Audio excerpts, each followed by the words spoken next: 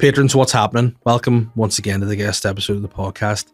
This week, I had a real stand-up on. I had Eshaan Akbar. You'd know him from the Have a Word podcast. You know him from Mock the Week. He's over in Belfast to film something pretty exciting. And while he was over, he said, listen, where's the place to be? I said, here, in this attic with me doing the SLY Guy podcast. And he said, sweet, let's come. Let's have a chat. So we came in.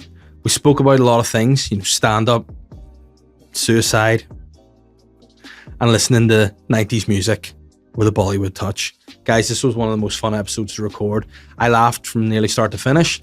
I hope you guys enjoy it as much as I did. Guys, please enjoy this episode with my guest, my friend, and yours, Eshaan Akbar. What a start! Guys, listen.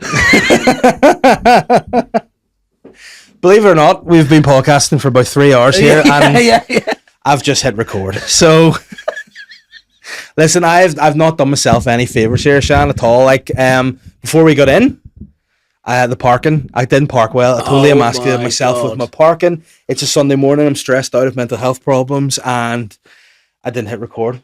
There we go. It was the parking. Let's just get it over. Fuck right. Let's get it over with. Right, fine. Come on. Diabolical. There was no cars in front of where he was parking. There was one tiny car behind him, had this whole bay and a double yellow line to deal with. The guy kept hitting the curb. He hit the curb about 5 times. I didn't see the curb. I didn't see it, and it was too big. And do you ever get it, like, when you get somewhere and you're like, my angles, I'm never getting my angles right. I didn't know what I was doing. You're saying this like I could relate to it, but I can't. Yeah, no, because I can park. There was no sense in what happened, and then I'm going, oh no, I'm embarrassing myself. And then not only am I embarrassing myself, I'm embarrassing the entire scene. Yeah. Like, you're over here at the minute, and you're going to be like, the Northern Irish, they can't park. They can't. They're fucking useless. They can't park, and they can't record podcasts. But also, it was so in my head. I was like, oh my god, I'm going into my dad mode. Mm-hmm. I started being like, right, okay, yeah, turn the wheel. Here's the mirror. Really get into it. Then I was like, oh my god, it's the Asian guy teaching him how to park a car. that's what you know you're struggling. He just delegated my expertise to me, and it was an embarrassing experience. But we got through it, and I thought, listen, I've come up here. Yeah. You've seen this. It's a nice space. Got some equipment. Yeah, I look the part. We started the podcast.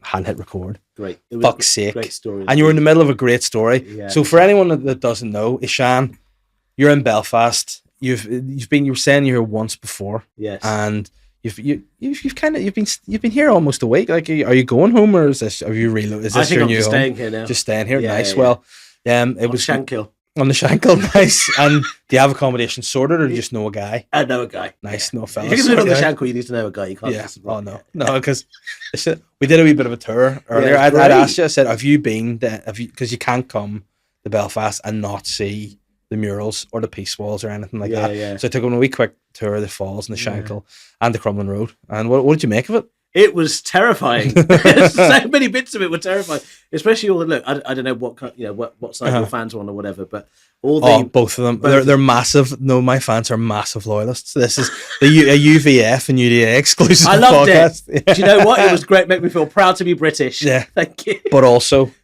the IRA, big supporters of the podcast. Okay, I fucking hated it. I'm a mixed guy. I can go on both sides of the peace wall. Yeah. So. Depending on what trouble I'm in, I'm whatever works best for me. Yeah. So yeah, they're a mixed bunch. They're a mixed bunch. It is a bit. I just, coming from England, and being with an Asian background, the British flag means lots of different things to me at the same time. And when I saw all of them, it felt like every British flag that's ever been made was there. Yes. Like, in terms, can we ask, because a lot of people, believe it or not, don't leave. This is we stay here, and that's us. Right. Was that the most patriotic street you've ever seen, the Shankill? Yes. Yeah. Because in here, I think they picture, the Royal Mile up the Buckingham Palace on Jubilee Day. They think that's just England. Always. No, and the thing is, the parts of England where they do have those flags, they are routinely avoided. Right. Okay. Is that because it's full of extradited loyalists, or I think it's just full of people who are proper queen and fucking country, mate. Fucking we love it. Fucking, what you doing here? I brought you to this country, mate. I'm like, you're 27. You did not bring me to this country. Wild bunch with their bulldogs. Yeah, Fucking right, England for the English. all Millwall fans. I love England. I love curry. That's me. Yeah, because that's the thing, isn't it? The national dish of England's curry. It's like they're a great bunch. Great, the chicken tikka masala invented in England, in Birmingham. But that was, people believe that. Yeah, people. That's what people will think. They'll be Yeah. like, this is all fucking. You so yeah, it was interesting seeing all those flags. The murals were beautiful. Yeah, Both of them, both sets. but sometimes this is something that needs to be said, and I feel like I'm okay to say this. They need to get better artists sometimes, because some of the murals aren't great. They're not from an artistic. But I get what they're trying to say. Yeah, Beautiful. Yeah. But artistically, be better. But also, here's the thing. I think I can't remember who I was talking to about this, but something about people from that time, because some of the murals were for people who had died quite young. Yeah. In their 20s. Yeah. But they all look about 60. Yeah. No. Because see, that's the thing. I don't know if you get, 'cause we're of a similar age, but like when you see people like who, whenever you're growing up, you're like Bobby Sands, for talk's sake. He's a well-known figure here, right? Yeah. He died when he was like maybe in his mid-20s. Right. I'm like, I could technically, if I started puberty early, be of his dad's age now. Yeah. And it's like you see all these people, and you're like, the 27 Club is another thing. These like icons of music and whatever. They're all dead at 27. I'm 35. I'm like, right. What am I doing in my life? What's What's wrong? But the thing is, I saw the mural of Bobby Sands, and I was like, I mean, I get that he's young here, but he also looks 56. Yeah. I'm so confused. Because Bobby Charlton, when he was at the peak of his football career, had a comb over. Yeah. But that's an interesting one. Why is that? Because are people just getting younger, or is that an age thing, do you think? I mean, look, you've got beautiful skin, beautiful face. Even though you're a father, you actually look quite youthful. Thanks. I'm quite impressed by that. I appreciate that. Fair. I'm 37 and I look fucking amazing. Yeah, you look tremendous. Thank you so much. But there is a vibe. I found it, the worst thing for taunting you nowadays is memories in your phone. Like that, it'll just pop up. And I got a memory of before I met my wife, Catherine. We met in July one year at a bonfire up the Queen. No, I was doing an Edinburgh preview show, right? Yeah. And she was brought along because her friend at the time was a fan / maybe fancy Shane. Okay. She came out, let's drink on a Saturday afternoon. Yeah. She came on, I actually saw her and her friend and another fella they were with park the car and come to the gig. And my first... Did they park the car better than you? Oh, 10 times better. Not hard. But they parked, they were walking along, and my first thought was, I hope those fuckers aren't going to this gig. Like, they look like they'd wreck, this mouthy... I thought, oh no, please, not on a Saturday afternoon, I don't need this.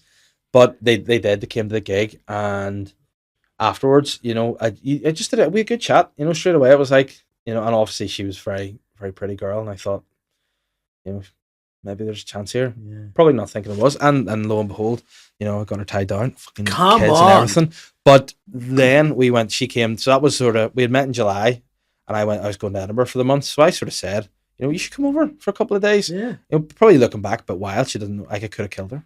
She didn't know what doing me from anyone. Yeah. And like I look like a fat Peter Sutcliffe, so there's a chance I could have done it. But she came over, and there's a photo of us at the top of Edinburgh Castle, and I look glorious. Like my beard is black, my hair, I like one of those Peruvian wolf babies. My hair lines down to here. I just look youthful, great dark, and now 7 years later, I just look like Pavarotti. No, I think you look good. So I think part of the reason why we look more young is we don't have to. This is my theory: is we don't have to remember as much shit because everything's on our phone. Like we don't have to remember facts and stuff. See, that's fair. So our brain isn't thinking about that generation. Just getting stressed out all the time. Yeah. When was Battle of Hastings? Yeah. Like now you can just like Google stuff. So we don't. That's what I think. That's my theory. Because I heard someone talking about that. Like I think James Cameron, he did Terminator, didn't he? Yes. Because sometimes I get that wrong, and then I say the wrong person, and I say Ridley Scott, and then I make a dick of myself. But James Cameron, to me, I think is the oracle of all future knowledge, right? So he did Avatar. He predicted the metaverse. Avatar predicted. What does it mean? Avatar means your personhood. Right. Okay. It's quite smart then too. But so in my mind, he predicted the metaverse, and with Terminator, he's predicted self-service checkouts. That's what I'm saying. Yeah. But I remember someone saying that one day we will be a computer. We will be merged with computers, and then I can't remember who it was said we already are because our phone is like an extension of our being and our thinking and everything. That freaked me out, and I had to switch. I don't know. It's true though, but it's true. You couldn't be without it. No, I couldn't. Absolutely, like I don't know anything. I literally don't know anything. There's so many times where I'll be in a pub and we'll like ask a question about something fairly innocuous, which 20 years ago you'd just know. You'd be like, "Oh, what's the name of that tree?" Yeah, and suddenly you're like, "Oh, no idea." No, but like, see, for us doing gigs, and like last night I did a gig in Coal Island at a place, Brackerville GFC, which, by the way, what a gig that was. It was 10 out of 10. Really enjoyed it. But it was in the arse end of nowhere. And to be fair, I'm a sheltered guy. Like, I just know Bangor, Belfast. That's it. Yeah. So the thought of having to get, like, you know, those old map books. Like, I remember I went on holidays to Jersey. Yeah. When I was a kid, and my mum and dad spent like weeks on this map route trying to figure out with a highlighter and a pen how they were going to get from Hollywood to Jersey. Right. And it looked like such a stress. Now I just go boop, boop, and then just follow it, and there you go. In 92, my dad took us on a road trip across Europe, and it was exactly that same thing. Had a massive atlas thing and a pink highlighter, mapping out a route. And, you know, these were French and fucking German signs or whatever. And it was my mum and dad, who don't speak French or German, two Asian parents just going, this and way. did they get you where they went? Or did they just say, "Oh, this is where we're supposed to be"? Yeah. We always ended up where we were supposed to end up. And we're not staying in a hotel or a campsite. No, we sleep in the car. That was the plan. Yeah, this was the plan. Here. Off the motorway. Don't worry about it. But then, like that's the thing. It's like how that you can't follow that unless you have like your wife or husband. And in my case, as you can understand, my wife does most of the driving. Yeah. But I've been going through. I mean, I can move. Yeah. But nah. So like, if you make one, like, how do you know where you are on the map to follow it? Like, at least that moves. Google Maps. Exactly that. But it is amazing. Some of the stuff that I did in my youth, I wouldn't be able to do now. Because I just can't. Yeah, I don't have the cognitive ability anymore. But see, like, and even at that, like wanking. Sorry. Yeah.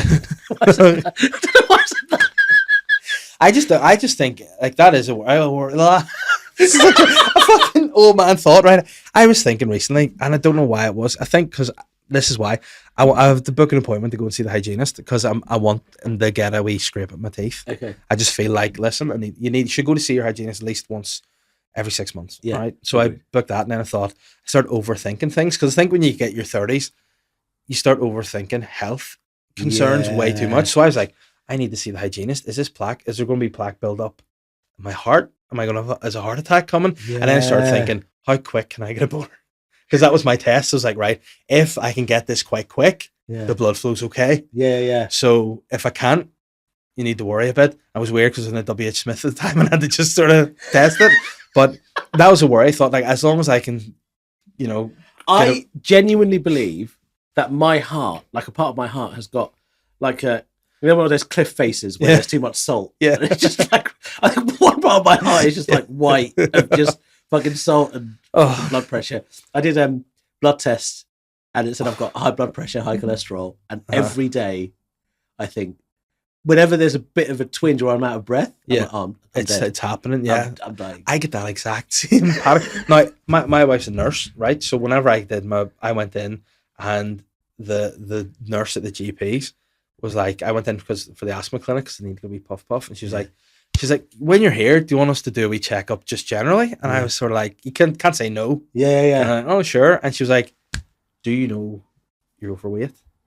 And I was like, well, I've got MERS, like, you know. You know? And then she was like, right. And she kept telling me, she's like, according to your height and stuff, you should be 11 stone. And I said to her, listen, lady, no matter what I do, like, unless I get all my limbs amputated, I'm 0%, I'll not be 11 stone. Yeah. You know, it's not going to happen. Right now, I'm two people. Yeah. So you're telling me to lose one whole person. And she was like, well, you should be. And then she got, you know, she got their deck out. And then she sucked me off. But she got, let me help you with your weight loss. She's like, listen, I'll help you lose a couple of pounds. You know what I mean? But she gave me, you know, that like blower, breath. And then when I did that, she's like, oh, your lung capacity is quite good. And then she's like, maybe you should be about 17 stone. And I went, well, that's better. I can achieve that makes sense. 11 is too small. It was like, I will just be emaciated. And I would love it You know, and I would love to be in a position whereby I could just do that. I could, you know, I could starve myself like Christian Bale and go into her. I'm a better now. And she'd be like, oh no, what the fuck? I'm 13 stone. Also, it's such a fat guy thing where if you're complimented about a bodily function, which is like, you've got good lung capacity, you walk out that place being like, I'm fucking fine, mate. Don't worry about it. My lung capacity is better than everybody's. But it's only a 30s thing though. I think, see, once you get 30, you start thinking about it and you're like, well. Have you lost any family members young? Sort of, yeah. But like, again, my granddad, he died of lung cancer when he was 68, which is not too. Okay. But my mum's dad, he was a healthy farmer. You know, he was just a good strapping man. He died before I was born, but he died because, again, smoking flat out. Whereas I don't smoke, so I'm sort of, I could just be like I'm a wheel of fortune. Like I could be, because my granny, she died in her 90s. My granddad died 60s. I could die anytime. You know. See, I lost my mum. She was 54. So in my head, that's when I'm dying. Yeah, I get you. So like I'm counting down. You're like living it up until then. Just doing loads of coke. But coke's good, it clears you out. Yeah, that's true. You know, it's like, my breathing is so good now, and it's good for your heart as well. It just clears all that shit out of it.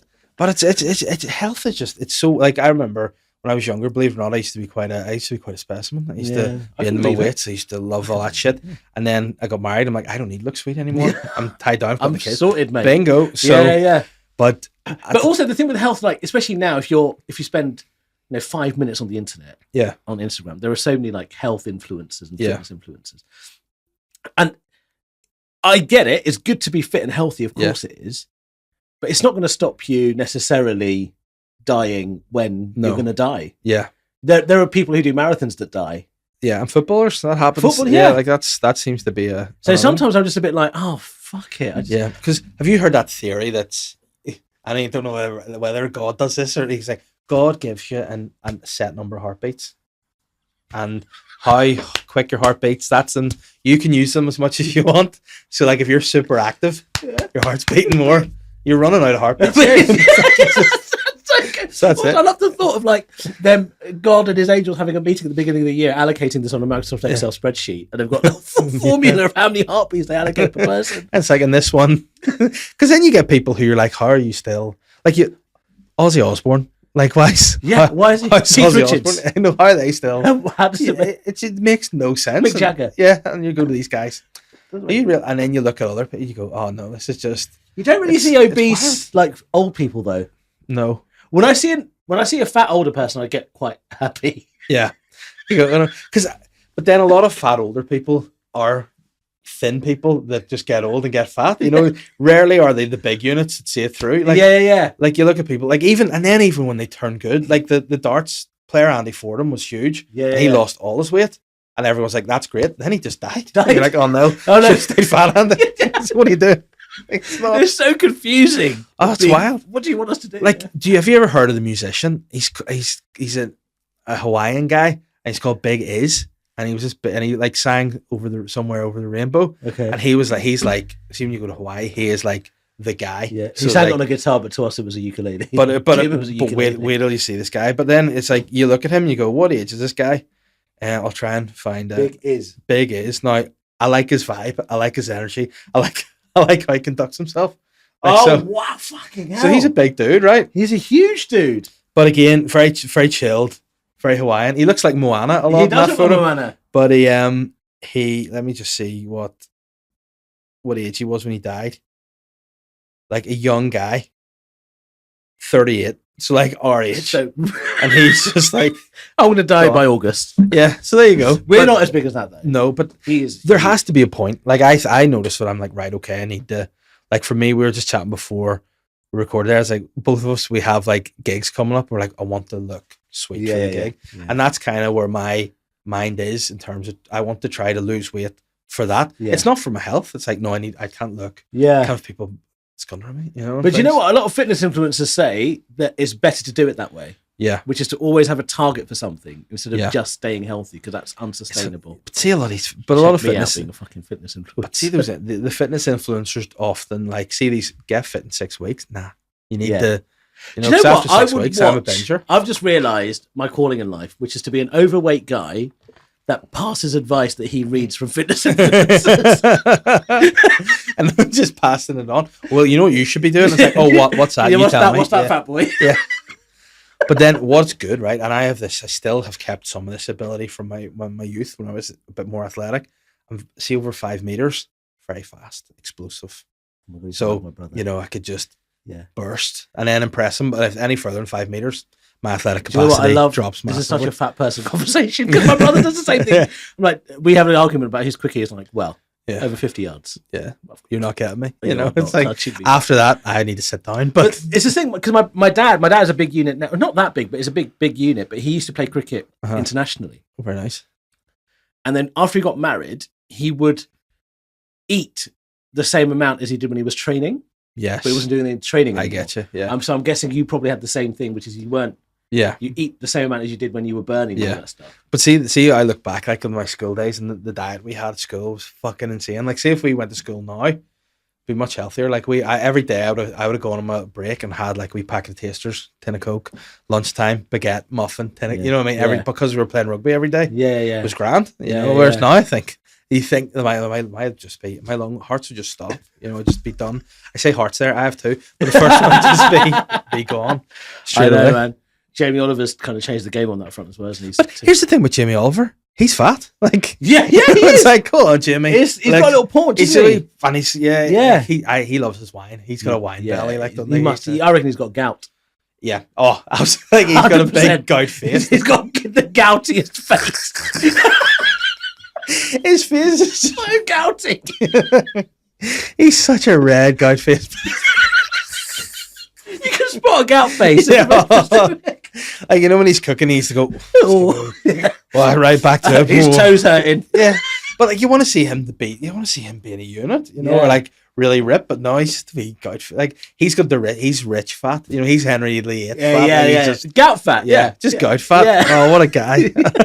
I'm never going to be looking at him anymore now and just go, whoa, that's gout. That's gout. You're gouty. How old is he now? Is he like a bit older than us? I think just a bit older than us, isn't he? Maybe in his early 40s. He's a rich bastard, isn't he? So rich. And like, why do comedians not get super rich? What's wrong? Where?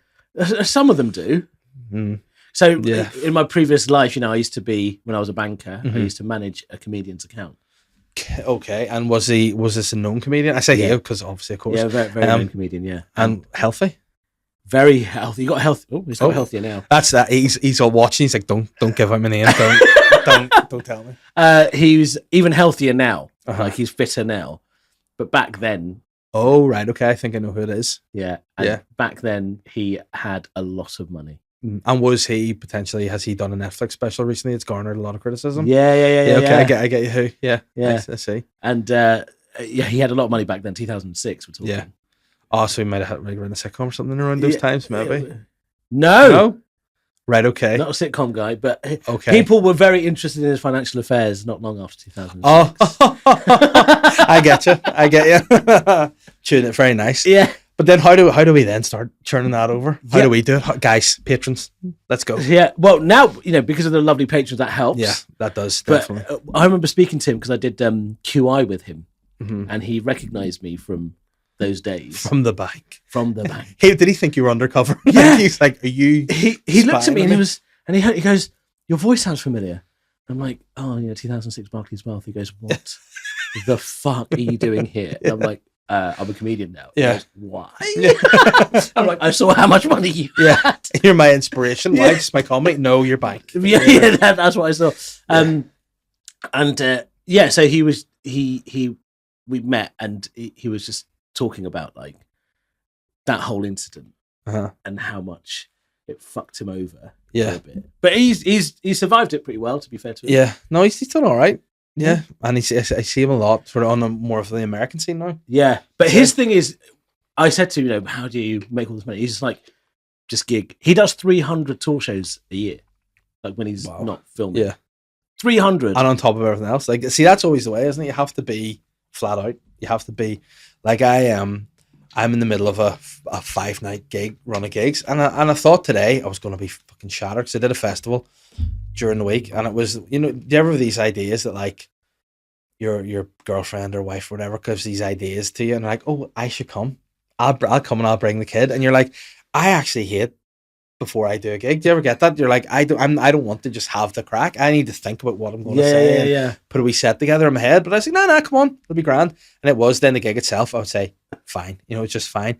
But that whole time, I'm like, fuck this, I'm not going to be able to focus. And then after that, I thought, I'm going to be exhausted. The day after, knackered. And then I did a gig last night, and it was like, honestly, a 10 out of 10. It was class. Yeah, and great. Today I'm buzzing. I'm like, yes. So last night before I did this gig, I have to drive the fucking 2 hours to here, and I'm going to die in my hole, and then I have to drive home, and this is I have to look at my kids and go, this is what how dad's trying to look after you.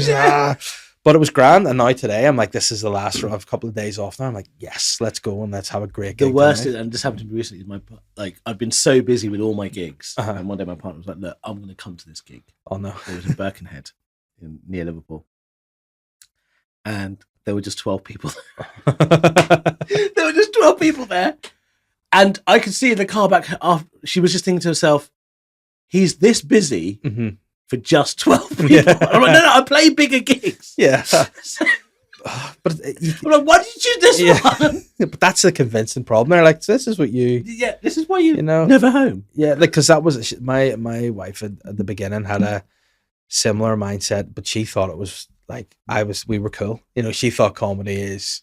Yous are all, on gear. Yous are all drinking every gig. Now, no doubt there are some gigs when you let your hair down. But like, she came to one and was like, so yous are all going to be drinking. It's going to be great crack. It was literally me and 2 other guys sitting in a storeroom drinking cups of tea, being like, there's actually not enough room for you in the storeroom. Can you stand a corner or you just, And she's like, I thought this would be fun. She's like, fuck this, I'm going to sit at the bar by myself. And I was like, yeah, okay, I'll drive home because, it's always you can park. Yeah. But it was like, I think very quickly she realised, like, it's naff, the actual, like, when you see people doing the big gigs, you go, this is class. But then, like, the grind is... I think a lot of people don't realise, comedy, as with sport, for example, 90% of it is boring. Yeah. 90% of it is driving. It's just going to shithole places, often not getting laughs, depending on where you are in the world. Yeah. And then when you see us, on a podcast or on TV or on radio, whatever, all the stuff we've had to do. And then when people then say, when you do something on TV or whatever, oh, this guy's shit. You're like, well, yeah, I've been fucking driving up the M1 for 6 years. Yeah. For you, this one guy to go, you're shit. Yeah. Thanks, mate. Like at that festival, right?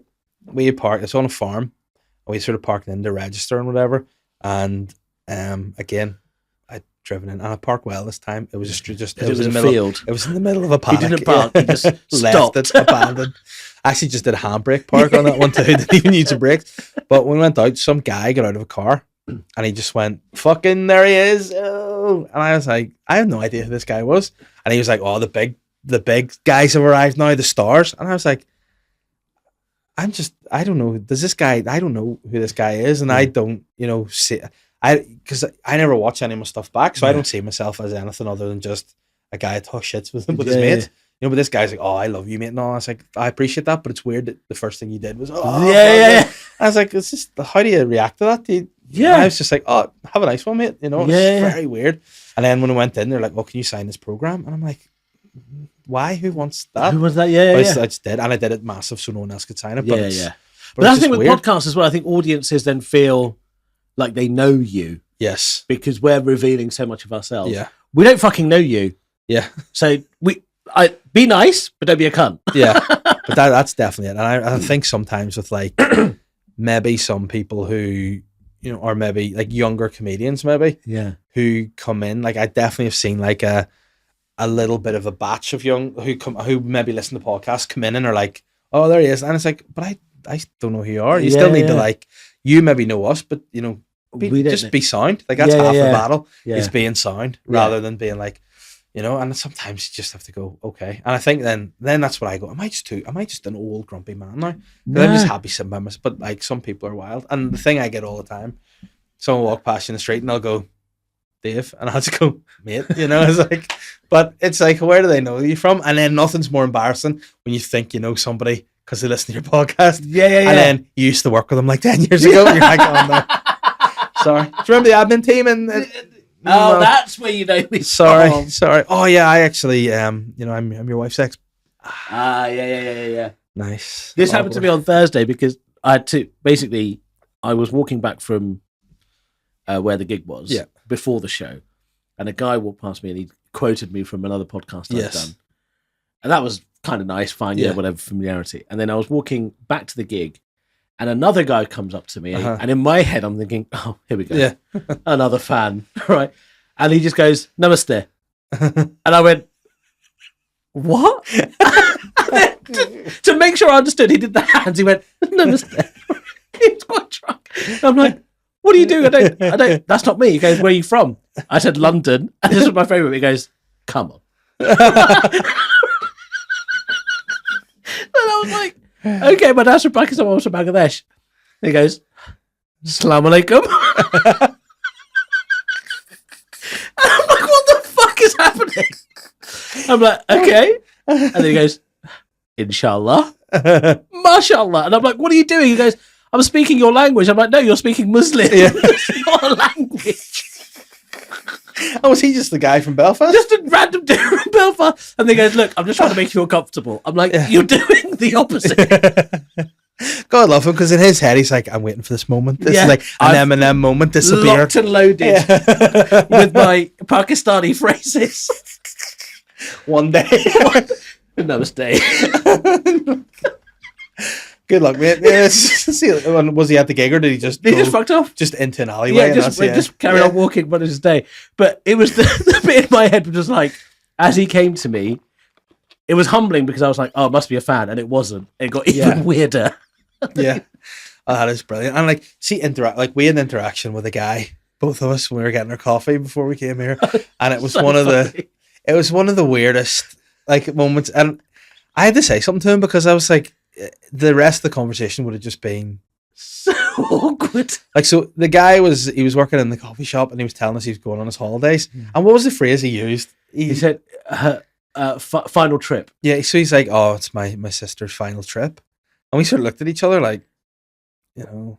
And then I said, like, is she unwell? He said it twice. Yeah, it's her final trip. Yeah. And then I was like, is she unwell? And he's like, oh no, she's going to be like an adult soon, probably won't go on family holidays anymore. And I was like, well, don't call it her final trip. It's like the whole family, we're all going to Disneyland for her final trip. And it's like a make-a-wish. Yeah, I know, like she's got like bowel cancer or something. She's like, listen, this is my last trip, and I want to go to Space Mountain one last time. I want to queue up for 2 hours. That's what I want to do. But yeah, it's like, next time don't be telling people that's the final trip. It was like, I had something similar to that, which was whenever I went on my honeymoon, we got married because that's how honeymoons work. And where'd you go? We went to two honeymoons because we had a bastard. Patreon. We had a bastard child. No, Ulster Hall, guys. Listen, tickets still on sale for the next one. But we had a bastard child. My dear Holly, my eldest, because whenever you're not married, you have sex, and so we had her. We thought, right, we were going to go on a holiday or a honeymoon ourselves. I wanted to go on 2-week honeymoon without Holly, but Catherine was like, no, let's bring her one. I was like, fuck's sake, okay. So she said, we'll go on one just for a few days with ourselves. We went to Budapest ourselves for a few days. Lovely time. Where'd you leave the kid?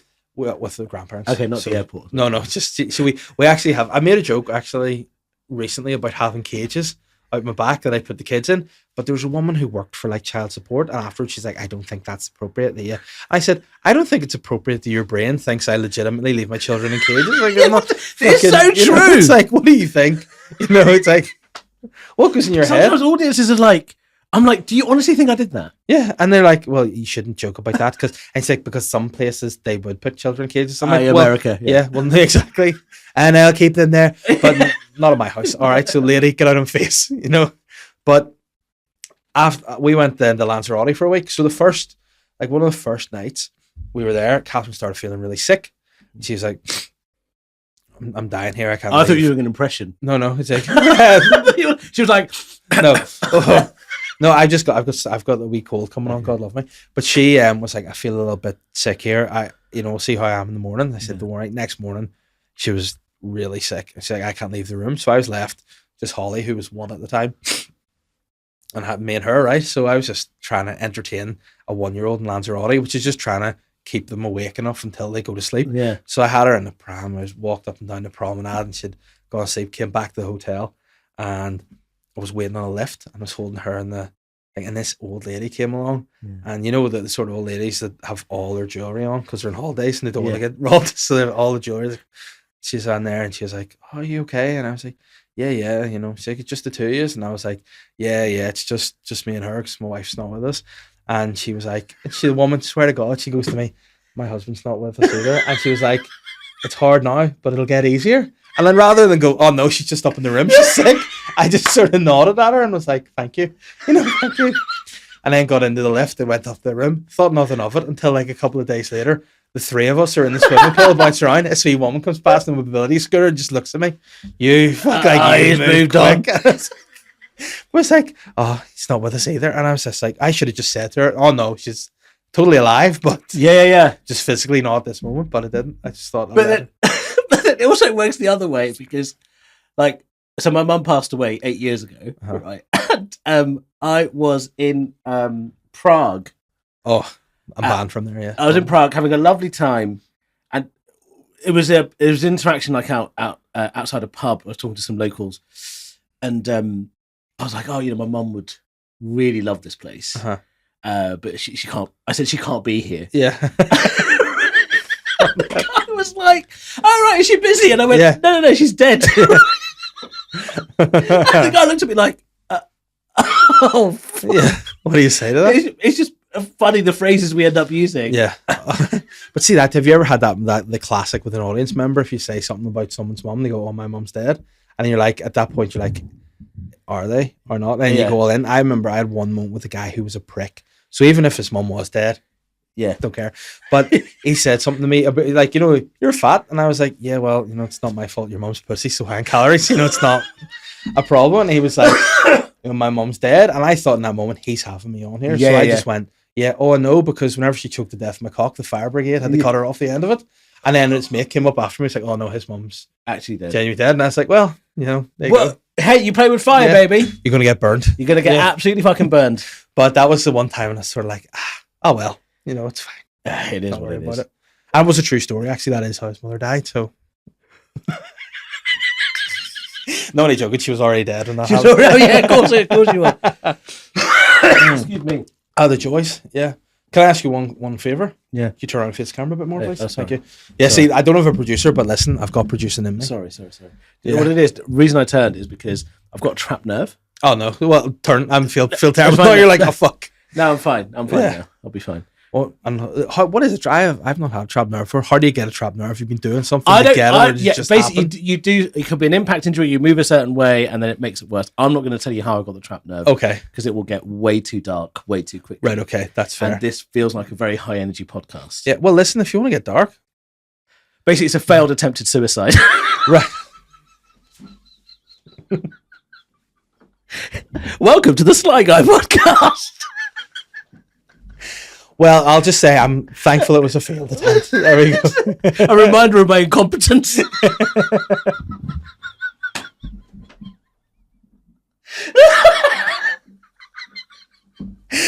is the best moment of my life.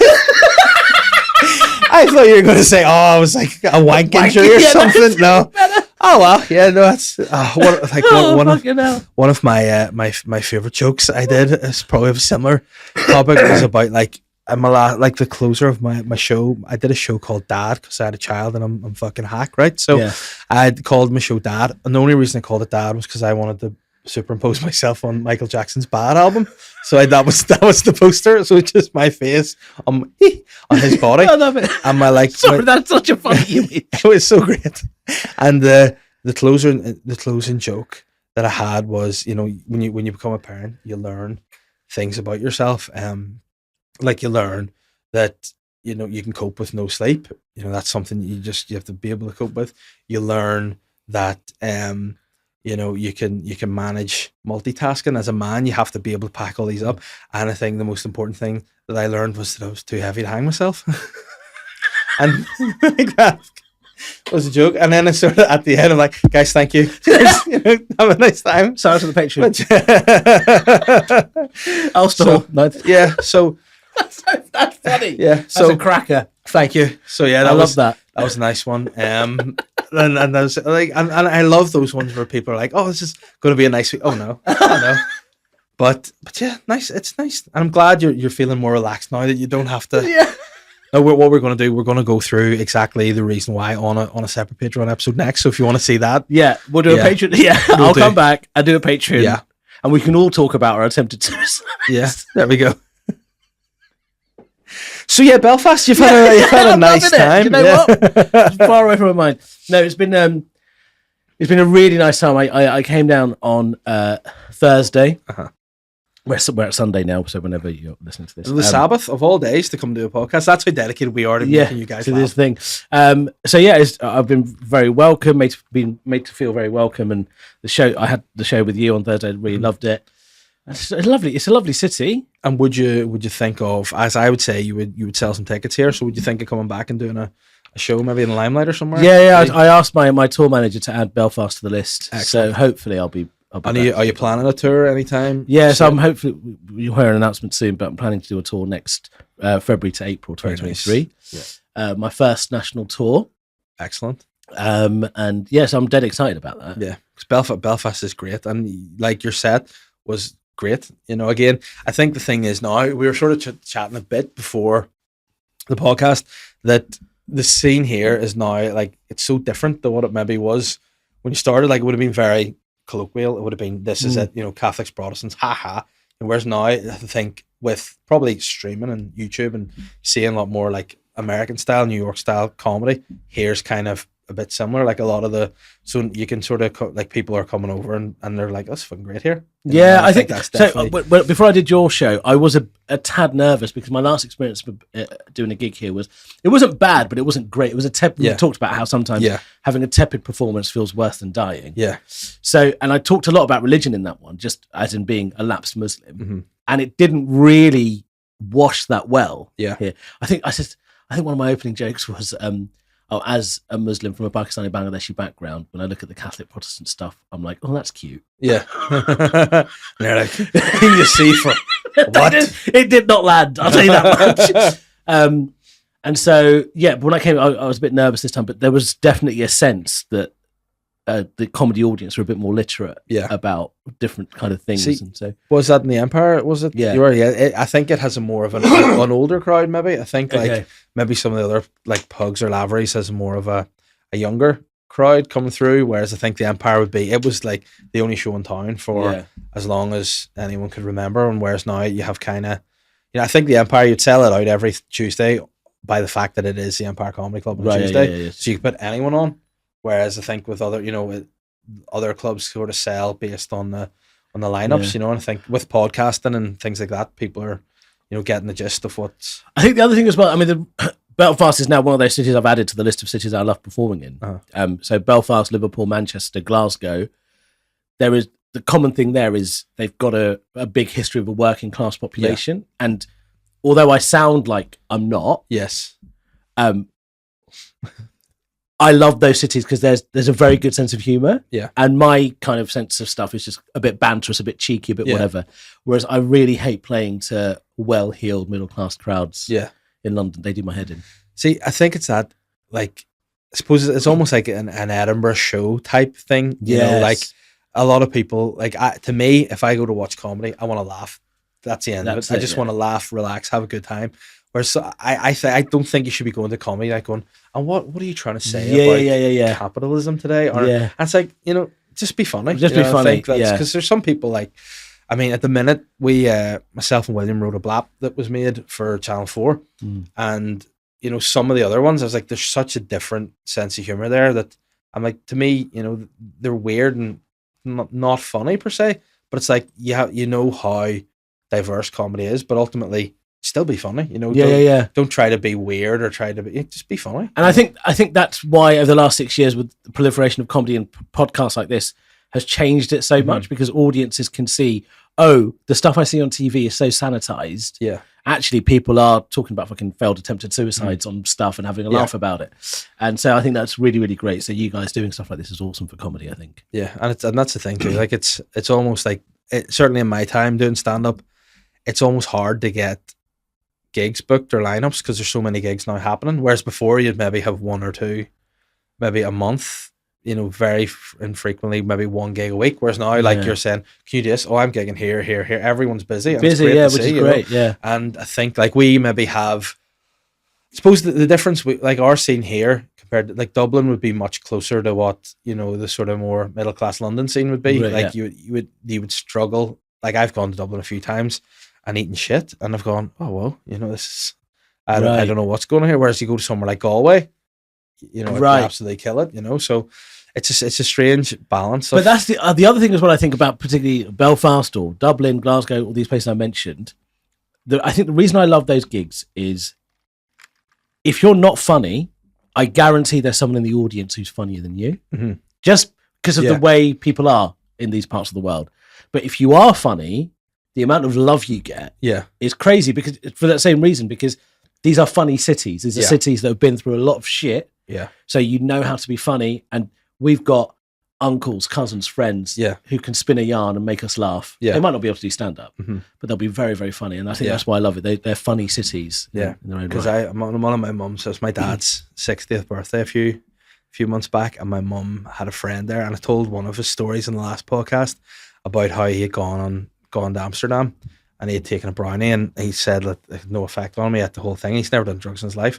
And he was out with his partner, and he was like, all of a sudden, during the day, he'd been to the Anne Frank Museum. And when he got high, he started thinking he was Anne Frank. And he was my God. So he was like, and he was like panicking and everything. And when he heard like cars going past, he was like, they're coming to get me. He was freaking out. And also his partner had taken back to the hotel room, and he was like freaking out. And he said he wrapped him up in a duvet, and he went out again, just left him there. But he said the next day, he thought, oh, he's fine, it's all out of him. But he had a drink. And then once he had a drink the next day, he actually used the phrase to me, he goes, I started to become Anne again. And like I was in a bar and I was introducing myself as Anne to people. And he's like, what's your job? And he's like, oh, I work at a banker. What do you do? He goes, oh, I'm an author. And he was like, that's not like, and he's telling me a story, and I was crying, laughing. I was like, can I steal that? Can I have that as a bit? Yeah. But then he goes another bit. He said like he would be the most sort of moderate guy you would meet. Like he's such a great guy. But he said like he is big into his watches, right? He's like, I was on my holidays and I wanted to buy a new watch, but I like fancy watches, but I wanted a wee runaround one. So he's like, I wanted to buy off one of the guys who was selling at the beach. And he's like, I had it in my head, like I wanted a light-faced watch. I wanted this light-faced watch, and that was what I wanted, whatever. So I was there with a couple others, and he said this guy came to sell me a watch. He was a black guy selling watches. And he said, as he was walking towards me, I was going, no. And he's like, no black faces. I don't want black faces. No. And then he's saying like everyone else was looking at him going, what? And he's like, only white faces. And he's like, only white. And they were like, what the fuck? What's going on? And then he turned around and he was like, oh, and he's like, I think he said something. He's like, oh, you can't get what you want these days. And they were like, where the fuck did this come from? And then he was like, you can't say that. And he's like, first it was Anne Frank, now it was on the other side. Exactly. What's going on? But it was so funny. I just the thought of him, like totally innocently, cracked me up. And to me, I was like, if I can figure those out, can I have them? Yeah. But it was just that bit, and he's only white feet, That's so funny. It was so I love good. funny people, and these cities have got loads of funny people like that. But now this is a moment. Have you ever seen the film Unbreakable? The movie of Bruce Willis, right? Well, in this film, Samuel L. Jackson's this poor wee guy called Mr. Glass because he always breaks his wee bones. He's got osteoarthritis or something, I don't know. But for the sake of this, and you're like, oh, God love me always. And then he falls down the stairs in the movie. And you're like, oh no, he's dead. Oh, it's terrible. And you feel so sorry for him. But then all these accidents keep happening and whatever. And it turns out he's behind the accident, all the accidents and the terrorism, because he's trying to find the opposite of him. There's this guy who's Bruce Willis's character that is unbreakable. So he's causing all these atrocities. And you're like, the twist, spoiler alert. And who wrote it? M. Night Shyamalan, the master of twists, right? I don't know why I pointed at me with the man, just because he's the master of twists, right? So anyway, so he's the master of twists, nothing else. But he did that, and then that got me thinking about comedy audiences here. Yeah. So I'm like, maybe it's not us that's the problem. It's the some of the audiences who maybe like the older stuff that's been impossible to clear over the years. And I was like, fuck, that's why certain shit gets put on TV the odd times, because there's an audience that's loving it, going, So once I had that clarity, I was like, oh, thank God. Because think, oh, it's us for so long. And like, nah, there's still a group that, like, what do you say? Fiending? So you have to get pat. But I think now, thankfully, there's a new breed of audience, and they're in the more kind of, normal like day-to-day life, like observational things rather than just, and he's a hun, whoa, that sort of. And I think there's also, a lot of, I talk to a lot of young comics about this as well, like, well, I say young, but newer comics, which is that comedy is and will always be an older person's game. Mm-hmm. So, all the people who are getting nervous about all these TikTok comedians, that's fine. They'll have their time in the sun. But I think at some point, the people watching those TikTok videos will stop watching those TikTok videos and they'll want to hear the stuff that you usually hear at a comedy club. Yeah. And I just think that comedians, sometimes we get a bit nervous being like, fuck, should I be dancing on TikTok to get followers or whatever?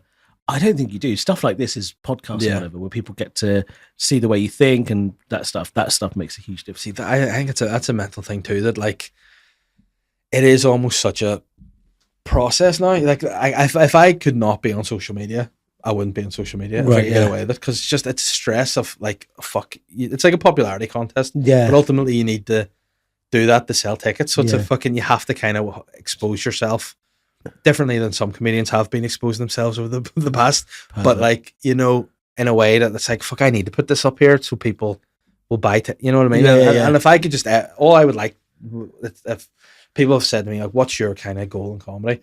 For so long, it was to go full time. That was it. Yeah. And then I've been that since December. So I'm like, happy days.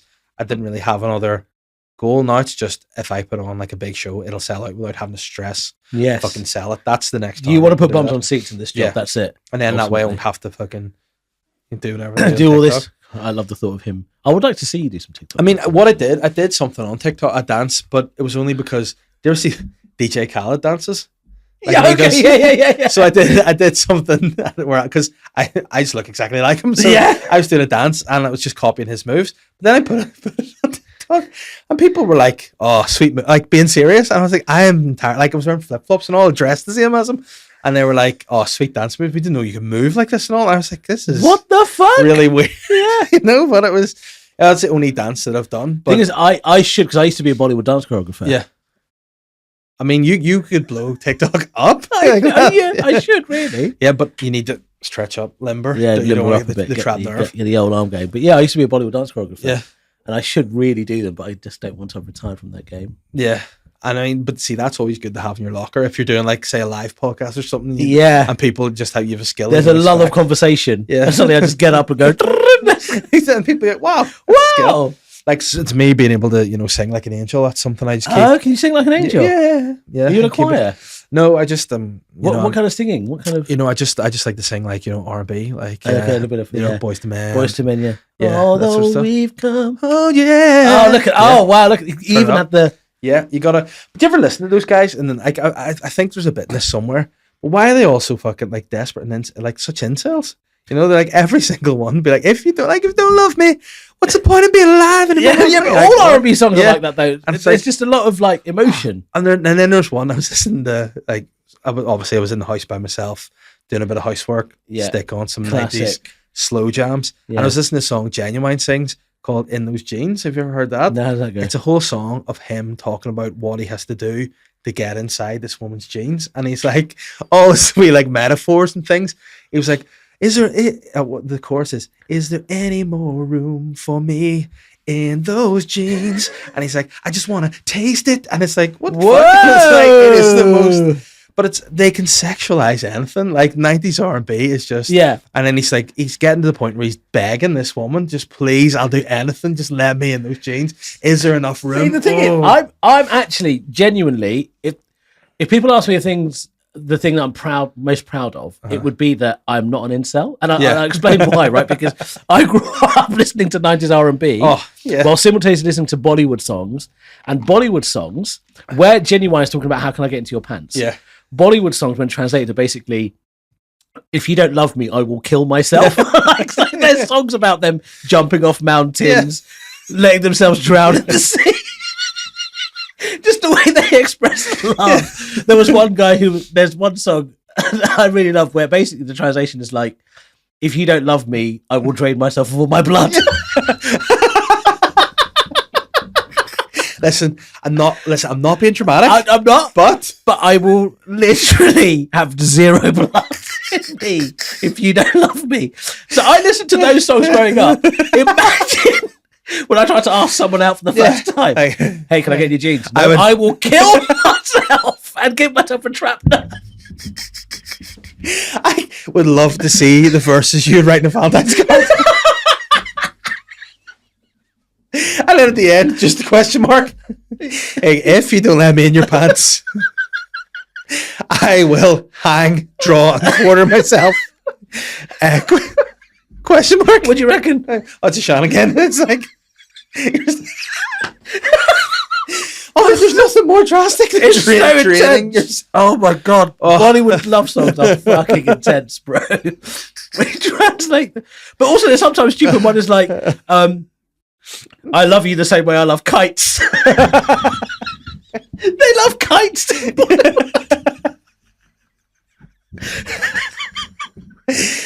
Anyway, like you're putting yourself in an awkward position there because you're trying to get a date. Like, listen, what are you into? I'm into kites. I'm like, I don't know. I don't know if I want to go. I will drain myself if you don't. And I'm just a woman on a really boring date. I just don't want him to kill himself. And then ultimately, you become his carer. Like,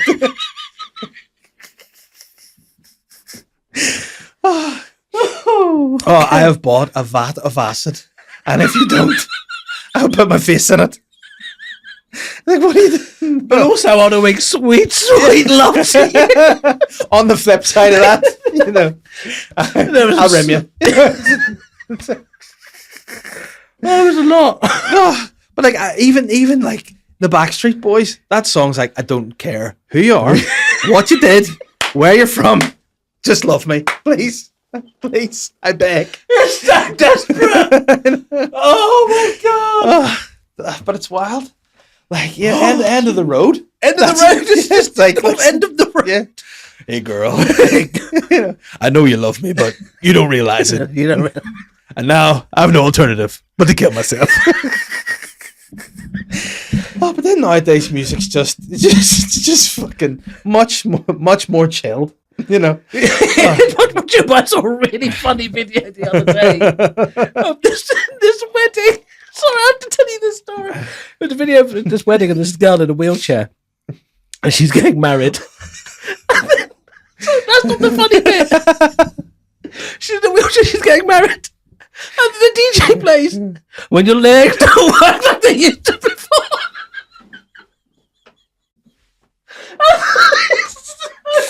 Oh god! And the whole audience is like,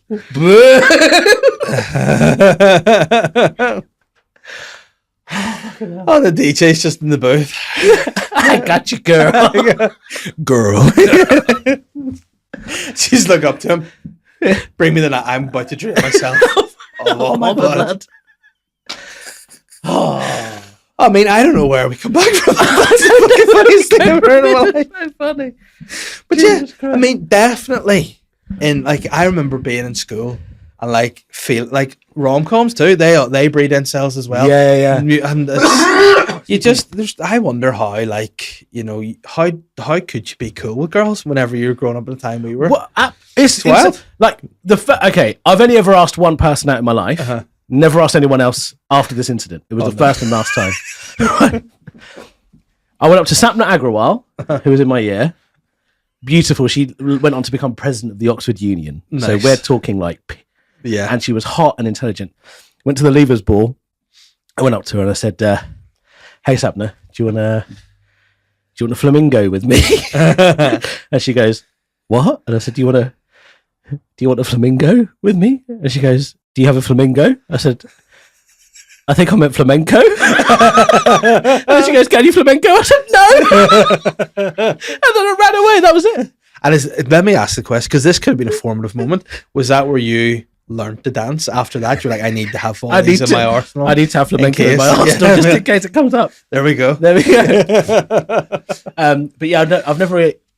But also, like, it's weird because I feel like I've gone through a generation where we had that intense stuff with R&B and whatever and rom-coms. But now it's like you don't ask anyone out. No. Because you might be committing some sort of sexual assault. Yeah. Like, another thing that was big in our day was you need a woman likes an assertive man. You know? You like this kind of stuff. And I remember one of the probably potentially funniest moments of my life, but also at the time, Worst, I just moved in the student house. Right. First night in the student house, we had this big party, and there's a girl there who I liked. So we're friends, you know. We kind of flirted a bit, but we ended up kissing this night, and I was like, you know, things were getting a little bit. Yeah. Went to my room, and I was like, you know, thinking genuine in my head, what's my process here? What's the move? Yeah. In your jeans. So we're kissing against the wall, and I thought I'll just throw her in the bed. I hadn't realized the bed was just slats on the bed. So I effectively just WWE. I went to just throw her in the bed. He's got the chair. Like, oh my god! The whole bed folded in. She's like, "Are you all right?" She's like, "Oh." So then I pinned her, and that was fine. But it was in that moment, see, my heart, I'm thinking I'm being like this, like sexy guy, and really, I put her just through. The thing, of course, look, I'm going to caveat this by saying, yes, I know it's really hard for women out there. Yeah, but for men, like decent men, yeah, it's very difficult to work out what you want from us. Yeah, because you want us to be assertive. And then when we go to do it, you're like, why are you throwing me onto a slatted bed? I know. You can't. And there's nothing less sexy than going, can you just fill out this form first before, can I maybe, are we okay to... is this, you know, yeah. and like, I don't know how I'd ask someone out now. Because and I talked to my friends about this, a woman will find you creepy if she doesn't find you attractive. Yeah. But if you send flowers and she finds you attractive, then she's in. Oh, isn't that stunning? Yeah. And like, it's always that, isn't it? It boils down to that. Yeah. So you have to be ultimately a mind reader and a mood reader to be. Yeah. And see, I think about it now, even like on the dating apps, I couldn't go back onto them now. See, because obviously I'm married, it would be fucking sly thing for me to do. Listen, I'm on Tinder here, don't worry about it. Yeah. But like the thought of if we were to split up, or, you know, she were to die in an accident, you know, it would be a bed related accident. Yeah, just put through hey the baby, floor. I want to do something freaky. Yeah. Hey baby. But nowadays you just wouldn't know where to start. You had to be like, listen, would it be okay if I expressed that I find you attractive? Like, because even at that, you're like, oh my god, he's such a... Because that's some of the thing, like with what's happened, obviously in comedy. But then you have to say, sorry, and they're going to say, what kind of attractive? You're like, intellectually, I don't look at your body at all. Because another thing that happened back when we were growing up, newspapers like The Sun, Nuts and Loaded magazine, Nuts and Loaded, Zoo. You know? Like a phrase, there were tits everywhere. A phrase that has died, which was big in those days, was "Whoa!" Yeah, you know? Like you'd see a big pair of boobs, and you go, "Whoa!" Nowadays, you say, "What? You're McGabry, straight to prison." Yeah, Weinstein. But like, even look like that. There used to be a thing in Nuts where they had like the tits of the year. So it's like girls would send their photos in, and like a group of, I assume, fellas would be like, whoa, and then they narrowed it down until a group of lads, and not even in those days, wasn't online. You had the text, and it was a quid. They go, these are the best tits. My favourite thing when I think about those times, right, is at The Sun, they always had the tits on page 3. Yeah. But then it'd be like, you know, Larissa, 21, from County Durham. Yeah. And then in a quote box, it'd be like, here's what I think about the Good Friday Agreement. And you're like, Larissa, do you know about the Good Friday? Yeah. Just all these political hot takes. And it's just like, but then you're like, you always would be like, I agree with that, because you know what, they're really good looking. Maybe you're real. Yeah. But it was just, and to people now, like, that is such a mad time to go back to. And like, I loved Nuts magazine. It was great. And weirdly, it kind of made, I don't know whether it made it healthier or not, but to me, in my head, I was like, I was exposed to so many tits. Yeah. I just flip that bit up. But it gave me a healthy relationship with tits. Yeah, it's like, oh, fuck, there's no more tits. Tits, you know? Now I see tits, I'm just like, I want to sniff them. Yeah. But that's the thing, like, there was, you see Mickey said on Thursday night, he was, the table with the, it was just the table.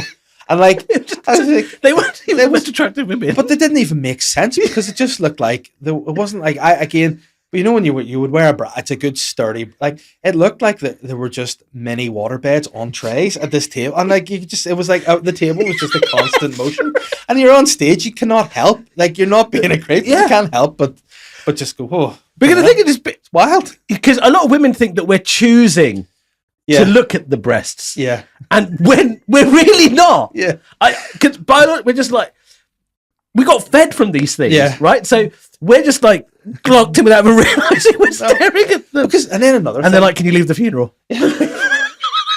I think it's so post-pandemic is people went into lockdown and then they're like, fucking, I never need to wear a bra again.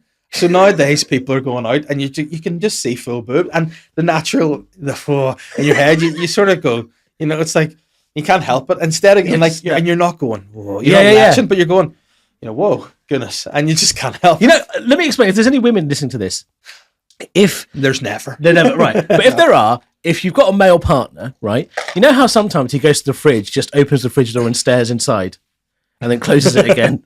That's what we do with boobs. Yeah, we're not even. We're just it's just there. Yeah, and it's like the thought is like I don't think I look at boobs now and would in like you're looking at nuts. Oh, you know, now I'm almost like goodness great. Like it's like goodness, you know, goodness me. I've seen a kite. Oh, and don't see that. Don't do that very often. And then I'm like, oh, the coating on my heart's okay because you know it's worked well. But it's like you just, and then you don't know. Almost like it's making you like. I think nowadays, it's certainly being a comedian, you're almost when you're like. It was pointed out to me that like if someone asked for a photo. I never touched anyone anymore. So like there was these series of me and just my hand behind people like that, and it became a bit of a thing to be like, "What are you doing there?" And it's like, "Well, where did I put my hand? Because I don't want." Yeah, you know. But I think that's the problem too. There was like, obviously there are horrible pervy bastards out there that do horrific things. But then there are like certain like some comedians that people are like, "Oh, cancel them." They've just been maybe, like you say, a little bit creepy, but not like illegal. And it's like maybe it's because said person or maybe don't fancy them, and it's like, but certain like don't cancel everyone for like everyone's a bit of a. There's a good friend of mine. He's not a comedian. A good friend of mine from my banking days, and he's one of those really straight talking kind of people. And I remember we were at a bar, and there was this absolute. She must have been like Latin American or something, and she was wearing this backless dress, like a shimmery backless dress, quite short, and. All the men in the room couldn't keep their eyes off her. Yeah. Right. But he in particular was like ogling like a fucking pervert anyway. So he's staring at her and she was kind of like diagonally opposite. And suddenly she just got, I can understand because everyone was staring at her. Yeah. She looked unbelievable. And then she looked at him and went, "You're staring at me." And he just goes, "You're wearing a fucking backless dress. What do you want me to do?" You wore that, so I look at you, didn't you? And how did she react to that? She kind of went, "Oh, well, yeah okay." But it's like, have you ever seen anyone so good looking that you don't know what to do? Right now. Yeah, oh, there you go.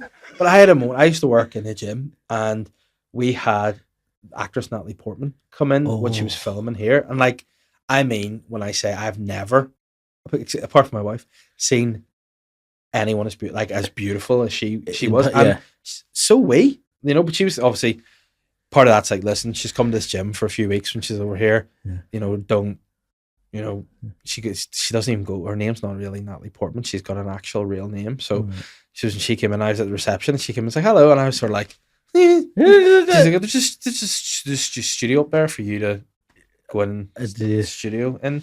And she's probably like, you know, are you part of a scheme to work here? And I was like, yeah. You go. And I was just like, and I remember thinking to myself, she's actually too beautiful to even, you know how to process it. She's such a pretty woman. My closest to that was like, I think 5 years ago. So my agency is owned by another bigger agency. They're like a global, and they had like an annual party. And I go to the party, and Rachel Stevens. From Nuts Magazine. Legend. Absolute royalty, right? From Nuts Magazine. Rachel Stevens, S Club, you know, she turns up and she's still like beautiful. But Rachel Stevens, her poster was the first poster that I like. I wanked over, right? Trying to your brain go, how can I? Okay. So when I was like face to face with her, I said hello. And without me knowing, I just started sweating buckets because I was like, she knows the things I've done to her face.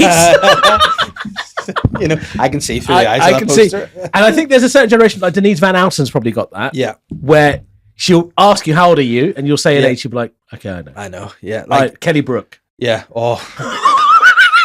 Kelly Brook. Wow, she is my She is my all-time Kelly favorite. Brook. You know what? I actually have a Kelly Brook calendar in my house. It's in my garage where I lift my weights, and all I do is start. Whoa, 2022. Whoa. It's 2022. Fucking hell, that's so funny. And I keep it in my garage so it's like no one else can see it. And it's just her and a picture of Arnold Schwarzenegger. And I just lift weights. Whoa. And then come out of the garage and I'm just normal dad guy again. But I remember my first like time ever. Like the first time I remember looking at a woman going, I fancy her, was Jerry and the Spice Girls. Like I was like, okay. And then this is where I think my dad kind of, lived through me a bit in some respects, because he saved up all the tokens from Frosties packets and Rice Krispie packets to get life-size posters of Jet and Lightning from the Gladiators. Oh yeah. So in my room, I had like David Seaman. Jet was fit though. Jet and Light and both. And then my dad was like, "There you go, you love the Gladiators." And I was like, "Yeah, I like Hunter and Ace. Why the fuck we got these bitches on my wall?" And my dad was like, "Yeah, you love it, mate." And all. And then like my dad was like, when I was born, I think he was like 23 or something when I was born. So he's probably like a 29-year-old pervert being like, "Get those Gladiators, know all their son." And then for years I just did these athletic. And now looking back, I'm like, oh, I can see. Do you know what I love? I love the thought of like, because I'm not a father, but I love the thought of a father handing over their heartthrobs, the people they wanked over, to their kids. Going, listen, this is Jet. I have had many a masturbation over this person, and now it's your turn. It's time. But you know what I genuinely did when I was in primary school, and I think back to it now, and I go, why am I not a millionaire? Because I had an entrepreneurial brain. Yeah, I had the sweet treasure chest, a small red. You had the wee lock and key. Like the budget box. Yeah, like and that's exactly what it was, but what I put in it was my dad read The Sun. So I would cut out page 3. I brought it into school and I charged people 20p. Did you? And I opened up the box and be like, there you Fucking go. Dave Hefner over here. So, and that's why I'm fat, because I used to take all the money to the tuck shop and I used to make a fortune. There you go. That's a good racket. So just here you go, have a quick look. What do you think of that? And again, obviously, in primary school, just guys with no balls and wee pink dicks. They're not getting any emotion from it. They're like, nice. Aye, here goes 10p. Thank you very much. Next, it's like, and then there was ahead of your time, mate. But there was one guy in my year who, like, you remember in primary school, you'd all get changed for PE in the same class. He had like the biggest grey dick, like his, his dick would gone the old man grey, and it was a kid. It wasn't the teacher. Oh no, he was like 10. But like, and he was the first guy, like full, like his legs were black hair. He was so dark. Like I'm pretty sure the UDA tattoo as well. But he was like, I remember he had a dong, like, and we were all going, what the fuck is this? Because we didn't even know what puberty was at that point. We're like, why is Jump Street guy just on our P7 class? But he would have been like, I think he just took the box off me. Right, fucking playtime's over, son. Like, all right. He was, and now when you see him in the street, you're like, he looks like a 75-year-old man. He's like Benjamin Button. But like, he was the first guy that, we called him a puberty beast, because that's what, like, he was just wrapped out. And I got puberty about first or second year, and I remember I was one of the first ones, and I like shaved my legs and shaved my armpits and all, because I didn't know what was going on. Right, yeah. That's why I'm so hairy now. No, fair enough. That, I hit puberty probably about 10, 11. But my penis started growing when I was like 17. It took fucking 8 years. There it is. Water it and all. There you go. Come on. But it was just a bush that was growing. Yeah. But then every sponsor of any podcast, Manscaped, just get on and get it trimmed. But no, they were I've not spoken to anyone about my formative years. There you go. This is the thing. You just get it out, people. Nuts magazine for that's why. What a time that was. What a time. And it's mad to actually think that existed. Imagine, like, there's nowadays you couldn't. Absolutely not. You could not buy a magazine like that anywhere nowadays. But I do wonder, because I've read loads of things about how, like, teenagers nowadays, they do less drugs, they have less sex, they drink less alcohol. What do they do? What did they do for fun? Yeah. Like, your little business. Yeah. I remember, like, break times at school, it was just trying to get that copy of Nuts Loaded, everyone sitting around the table just quickly flicking through. So the teachers didn't see it. Yeah. And then do you remember those lift up desks?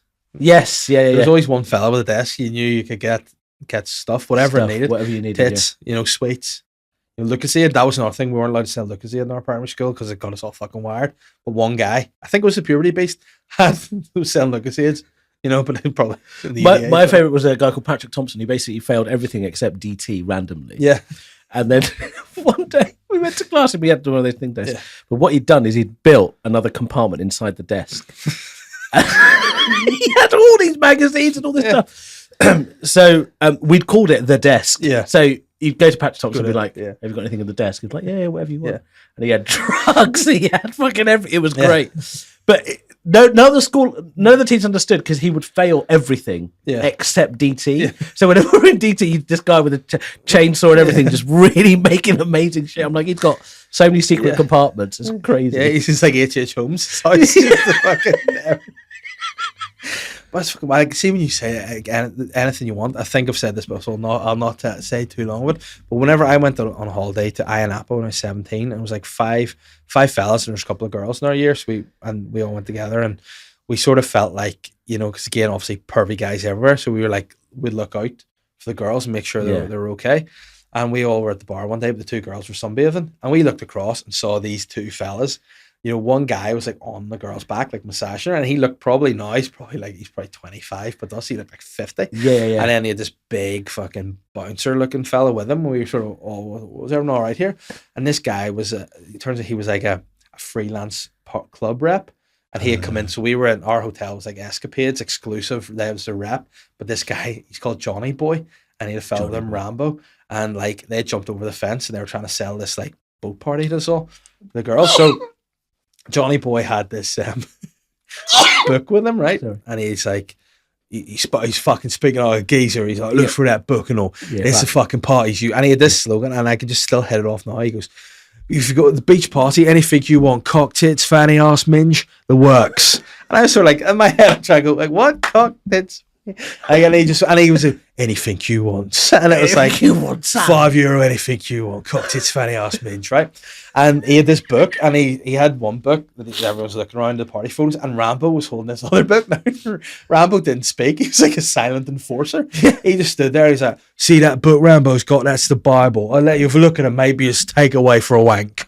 And then Rambo opened this book, and it was just like ditties and dicks from these parties. So it was just anything. Yeah. So obviously we were like, right, you know, the Escapades guy came and chased them away, but Johnny Boy left the card. And obviously went to the boat party, and it was a great time. Was it a great time? But it was. What did you go for? Cock tits, fatty ass, and minge? Just cock tits and minge. Yeah. Actually, just a big sort of trans guy, just with everything all at once. It's like just mid transition, just the whole thing. Like transformer. He had the works, everything, cock tits, fatty arse, and minge. The works. But it was wild. And then I went to get it's here. Have we like statue of Arsene Wenger. Do you ever remember these guys from like back in the day? Like you got these wee footballers. Oh yeah. I went because I'd moved something from here for another podcast I'm doing, and I thought I need Arsene Wenger here. Yeah. So I went to my parents' house to get that because I knew it was in like my teenage box, which is a red thing with a long. I went in there and I found some stuff from I've actually found a photo from us all at the boat party, and then I found a wee card. And it was for like free entry into a lap dancing club, just women, bare tits out, and then just at the bottom, handwritten, Johnny Boy. So I was like, I still have the great. You should do a Patreon episode on unboxing this. Oh, it's a great idea. I mean, what would happen if everybody like, you're just I'm like, I'm not a pervert. 17-year-old me was. Well, yeah, 17-year-old was 17-year-old you. Yeah, right. Exactly. But I think that's some of the thing that is a problem now. Is people look at it and go, you did that. I was like, yeah, when I was like 15. You know 100%. It's wild. 100%. And like also, because what's his name? Kevin Hart actually has got a good, it's a throwaway line that he says. He was talking about how he was watching porn and the audience got a bit weird. Yeah. And he goes, really? A multi-billion-dollar industry and I'm the problem. Yeah.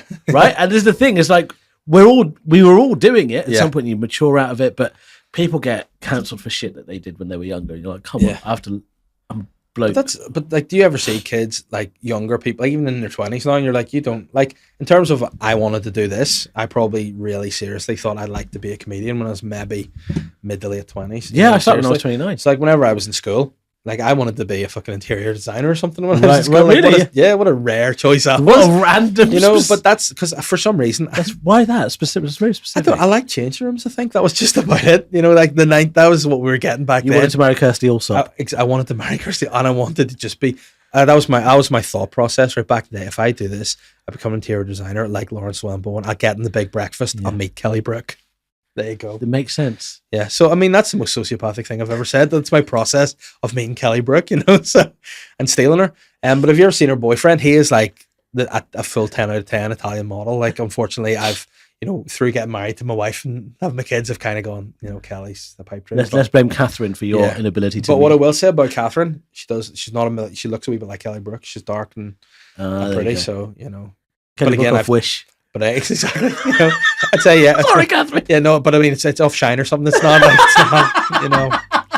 And she should be fair about that because who her favorite is Robbie Williams. That really? Yeah, I can't see that. And see there were a bit better heartthrobs than him around at the time. Yeah, but then she's like, it wasn't because this is what I didn't know whether it was a compliment or not. She was like, it wasn't his looks; it was more like his charisma and his personality. And she's like, that's kind of what I'm into. It's like a personality, and I sort of like, but what?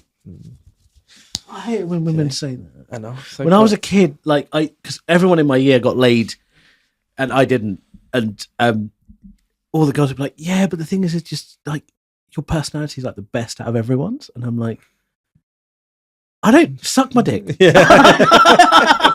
If you think my personality is good, you should see my dick. He is what a guy. But yeah, that's always, and it's like, but then this is the problem too. This is why life's such a fucking pile of shit. Is when you get older and you get married and you get settled and you're like, people don't matter about looks that much. All the ones are like, oh, you become the fanciable one. You're like, what? What? Yeah. Why couldn't I have these powers when I was? Yeah, I know. But then also, I don't think we'd know what to do with it. No.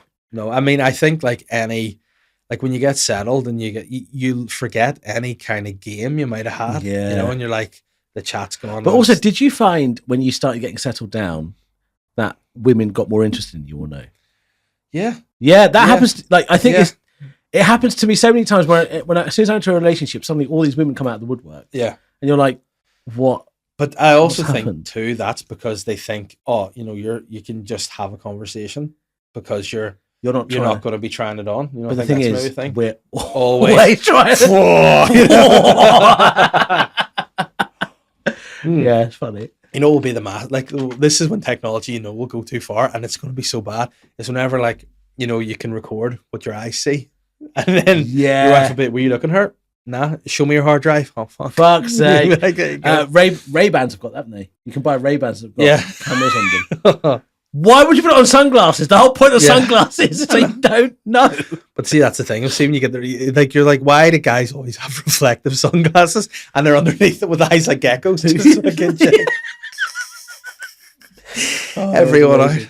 Listen, we can see a woman with beautiful tits, but we cannot see the laundry not being done. It's just not enough.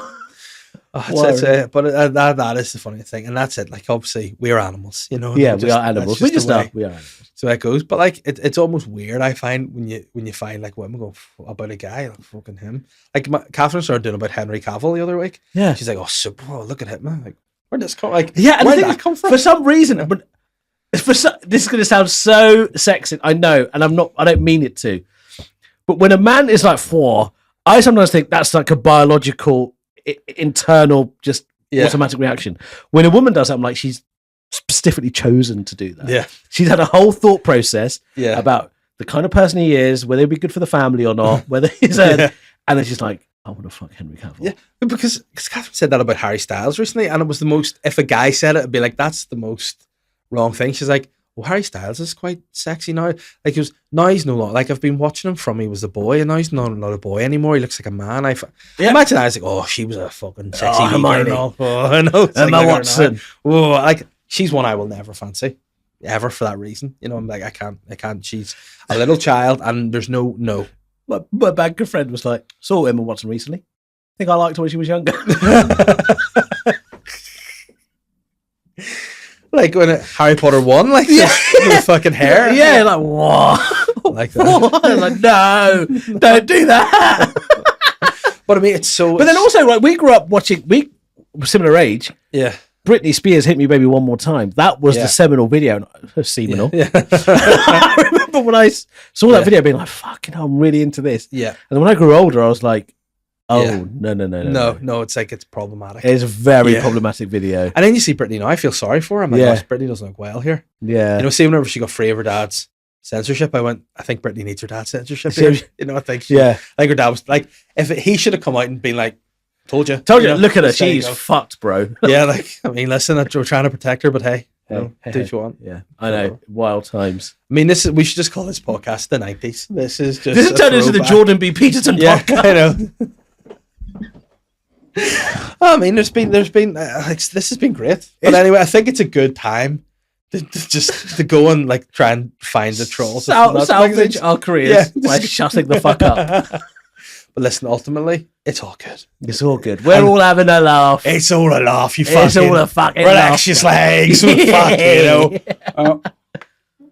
But yeah, I'll stick us on Patreon. It's been a Patreon exclusive this episode. So earlier, before he was like, "Yeah, I think I'll put this public," and then after all the stuff we've spoken about, he's like, "This is behind the paywall." This is behind the paywall, but there'll be some great clips. So yes, thanks very much for coming on. I appreciate it, me brother. Pleasure. Much appreciated. Yes.